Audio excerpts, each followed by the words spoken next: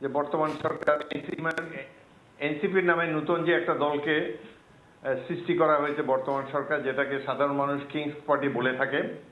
এদের কথাবার্তা কিছুটা বিদঘুটে ধরনের, পরিচিতি থাক বা না থাকে তারা কথা বলে অনেক বহুমাত্রিক বড় বড় কথা বলে, এবং বোঝাই যাচ্ছে যে তারা এখন থেকে আন্দোলনে নামার প্রস্তুতি নিচ্ছে। নির্বাচনে জয়ী হন বা পরাজিত হন, আপনার নির্বাচনের ফলাফল যে বর্তমান যে সংস্কৃতি বা নতুন যে রাজনৈতিক চিন্তা চেতনা তৈরি হচ্ছে দেশে, সেখানে নির্বাচনের ফলাফল নিঃশর্তভাবে মেনে নেওয়ার সংস্কৃতি কি আপনি দেখতে পাচ্ছেন, বা আপনার দল কি সেভাবে ফলাফল যাই হোক না কেন গ্রহণ করে নেবে, মেনে নেবে? বিদেশ থেকে দেশে রেমিটেন্সের টাকা আসে নিরাপদে, তাই আজই আপনার আপনজনকে বলে রাখুন রেমিটেন্সের টাকা যেন শুধু নগদেই পাঠায়।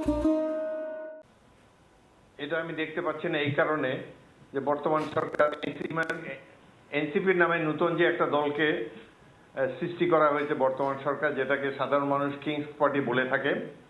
এদের কথাবার্তা কিছুটা বিদঘুটে ধরনের, তাদের যতটুকু শক্তি আছে বা না আছে, পরিচিতি থাক বা না থাকে, তারা কথা বলে অনেক বহুমাত্রিক বড় বড় কথা বলে, এবং বোঝাই যাচ্ছে যে তারা এখন থেকে আন্দোলনে নামার প্রস্তুতি নিচ্ছে। তারা ধরে নিয়েছে যে নির্বাচনে তারা কোনো আসন পাবে না, সুতরাং এখন থেকেই একটা নতুন করে যে সেই 5ই আগস্টের অভ্যুত্থানের মতো আরেকটি অভ্যুত্থান